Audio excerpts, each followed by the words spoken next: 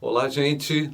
Estou aqui de volta para falar um pouco mais sobre a família no propósito de Deus. E hoje eu quero falar um pouco sobre a vida de solteiro. É curioso eu estar falando sobre isso, né?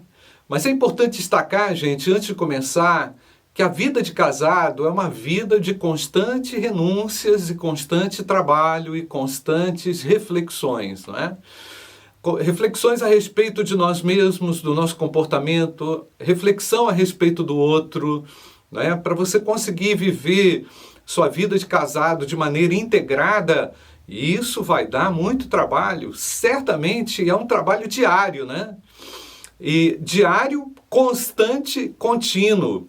Porque, gente, para que a família ela viva o propósito de Deus, é muito importante que cada um dos seus integrantes, marido e mulher, como temos falado, né, que eles vivam intensamente os propósitos de Deus.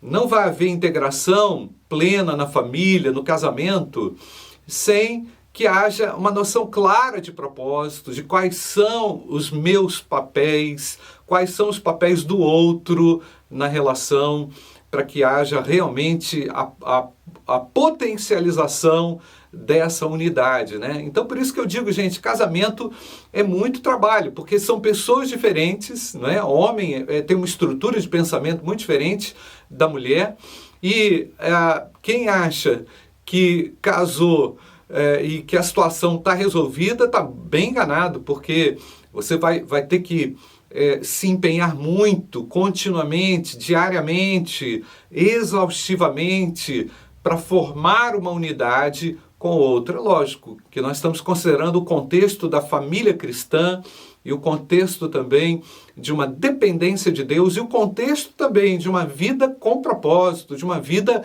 missional, como nós já falamos aqui, não é? Então, se Deus não estiver, não é, no casamento, dificilmente haverá essa integração plena, porque nós sabemos que essa integração só ocorre pela mediação do Espírito Santo, pela união do Espírito Santo, tornando o casal uma só carne, não é? E sabemos que a família, ela existe também para a glória de Deus e para que essa glória seja revelada e manifesta. Então, só para fechar isso aqui, antes de falar da vida de solteiro, né, tem que haver uma busca constante e focada por aquele que foi alcançado por Jesus Cristo, né? Então, já entrando aqui na situação ou na questão da vida do solteiro, né? Aquele que foi alcançado por Jesus Cristo, gente, é dotado de propósito, é dotado de significado, casado ou solteiro, independentemente da condição civil. O indivíduo que encontrou-se com Jesus Cristo, ele integra-se a si mesmo aos propósitos de Deus e esse indivíduo satisfeito nessa relação com Cristo é perfeitamente útil para a glória de Deus, né? Por quê? Porque Deus trabalha em individualidades, não é? Ele trabalha na harmonia do casamento, na harmonia familiar, na harmonia do casamento, mas ele trabalha primeiramente na individualidade. Deus é especialista em individualidade. Por isso, ele resolveu também dar dons espirituais a seus filhos, para que os seus filhos, dotados desses dons, dessas virtudes espirituais, do fruto do Espírito Santo, dotado também de habilidades naturais, de talentos, pudesse manifestar frutos no mundo. Então, ou solteiro ou casado, ele precisa realmente frutificar perante Deus e perante a família, né? Então, é a singularidade do indivíduo que é nascido de novo em Cristo, que ele vai ser potencializado e que ele vai refletir na sua estrutura familiar a glória de Deus, né? O que dá propósito, gente, na vida é o fato de podermos ser usados por Deus, seja você casado ou seja você solteiro. Então não é o casamento que irá te fazer feliz. Mas o casamento, não existe para o cristão viver infeliz, né?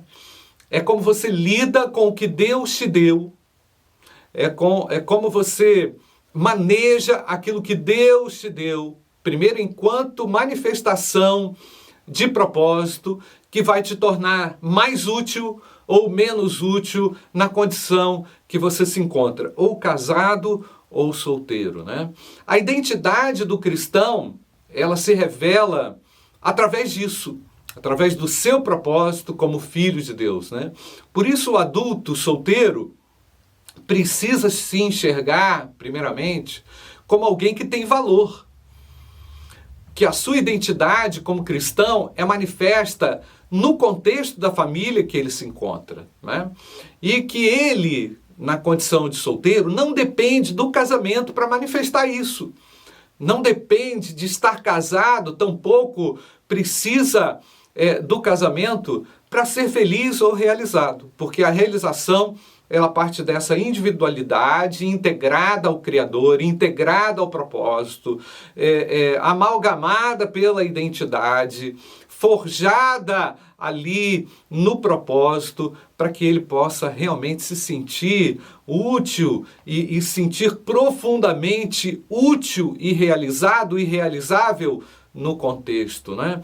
Então, no contexto em que se encontra. Então, gente, nenhuma pessoa é sem valor ou supérflua no reino de Deus. Seja casado ou solteiro. O solteiro não tem que invejar aquele que é casado, não é? E nem o casado tem que invejar aquele que é solteiro. Outro detalhe aqui é que Deus colocou os solteiros também no contexto da igreja local para que eles sejam potencializados, para que eles sejam acolhidos, amados, e que ali no ambiente da igreja eles também possam se desenvolver como pessoa, como salvos em Cristo, né?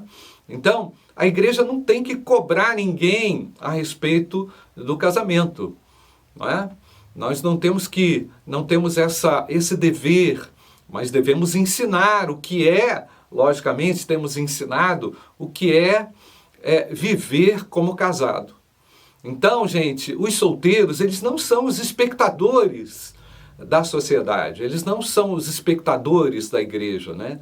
Eles são servos na medida em que eles são potencializados e fortalecidos na sua identidade cristã, né? Então, através dos seus dons, das suas habilidades, eles são úteis para Deus e para o próximo, né? Mas, gente, a experiência de muitos solteiros é bem diferente disso que eu estou falando. Porque há uma tendência à alienação, há até mesmo uma autorrejeição desse estado, muitas vezes daquele que é solteiro, como se eles não pudessem ser úteis com os dons e com as habilidades que Deus deu a eles. Por quê? Porque não são casados. Será que isso é verdade? Isso não é verdade, né? Então, alguns pensam assim: os casados são cidadãos de primeira classe, os solteiros são cidadãos de segunda classe. Será que isso é verdade, gente? Né? E rapidamente, só para não ficar muito longo o vídeo, eu quero só situar alguns solteiros que se encontram em algumas condições, né? Alguns que se encontram nessas condições, né? Então, em primeiro lugar, há os solteiros que estão temporariamente solteiros. Eles estão aguardando uma oportunidade, temporariamente. Pode ser longa, pode ser curta, né? O tempo que for. Mas eles estão temporariamente solteiros. Em segundo lugar, há aqueles que escolheram viver solteiros, né? Tanto a vida de casado quanto a vida de solteiro na Bíblia são apresentados também como uma vocação de Deus. Então, escolheram viver assim. Não há nenhum problema nisso, não há nenhuma aberração na sexualidade desse indivíduo. Não é isso. Eles escolheram por uma questão vocacional, não é? Os solteiros, de acordo com o apóstolo Paulo, têm mais oportunidade de servir do que os casados, né? Nós vamos ler esse versículo ao final.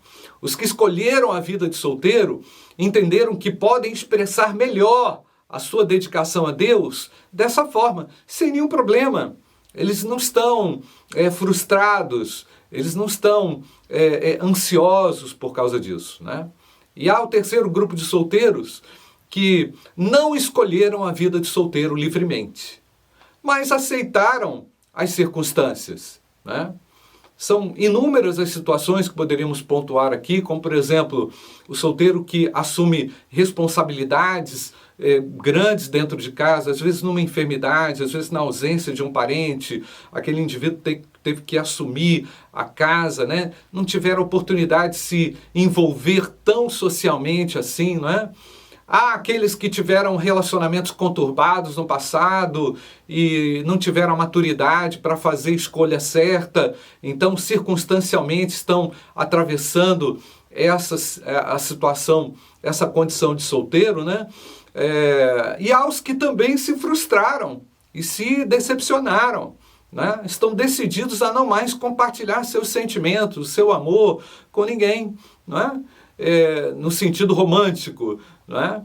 E há também aquele solteiro que não encontrou a pessoa certa para casar, não é? E por essa razão de não ter encontrado a pessoa certa, ele também não aceita a sua condição de solteiro. Essa categoria é a categoria mais complexa, porque esse indivíduo às vezes tenta culpar Deus, né, por sua condição, ele vive de forma amargurada, fechada, se revolta, né? Enfim, eles estão sempre vivendo um azedume, não é? A vida parece que é um limão e eles não conseguem ver perspectivas, né? E alguns desses até não suportam, viram as costas para Deus, para a igreja, revoltam-se por achar que Deus está castigando ou alguma coisa assim. A minha palavra aqui hoje é no sentido de oferecer um lembrete a você que está solteiro. Deus quer usar você. Deus pode usar você. Você não precisa de casamento para se realizar enquanto indivíduo, enquanto servo de Deus, né? Para concluir também, rapidamente, eu quero dizer que não é o casamento que dá propósito ao indivíduo, e sim o indivíduo, quando encontra o seu papel definido, estabelecido por Deus, quer casado, quer solteiro, que vai encontrar realmente o sentido por sua condição civil, né? Um outro elemento aqui importante também, que é o autoconhecimento, a autoaceitação, né? E a segurança. Esses três elementos são fundamentais, né? O autoconhecimento, a autoaceitação e a segurança, eles são fundamentais para a vida de solteiro. Porque há uma pressão social muito grande que quer empurrar o indivíduo para um casamento, não é? E depois? Ele casou por quê? Porque ele tinha que casar? E aí é que entra o ditado, que eu não sou muito fã dele não, mas ele faz algum sentido, né? Antes só do que mal acompanhado. O ditado não é totalmente certo, gente, porque estar solteiro e viver como solteiro, né, precisa ser visto como uma bênção também. Para aquele que entendeu o seu papel na família e o seu papel também no corpo de Cristo. Eu quero concluir aqui citando o texto de 1 Coríntios capítulo 7, versículo 8, né? Digo, porém, aos solteiros e às viúvas, que lhes é bom ficarem como eu. O apóstolo Paulo, provavelmente, com muita probabilidade, viveu numa condição de solteiro, né? Nós não temos evidências tão claras na Bíblia de que ele era casado, mas as declarações de Paulo são muito fortes com relação a isso, né? Ele até fala da diferença da mulher casada, ainda em 1 Coríntios capítulo 7, né? Dizendo que a solteira cuida das coisas do Senhor para ser santa, né? Tanto no corpo como no espírito. E aí ele fala da casada, né? Que cuida das coisas do mundo e também vive tentando agradar ao marido, né? Paulo deixou claro, gente, que não é o casamento que traz significado à vida, e sim a sua condição diante de Deus. E é nesse sentido que eu quero que você reflita um pouquinho a partir desse vídeo sobre sou ou não sou usado por Deus na condição em que me encontro. Deus abençoe a sua família.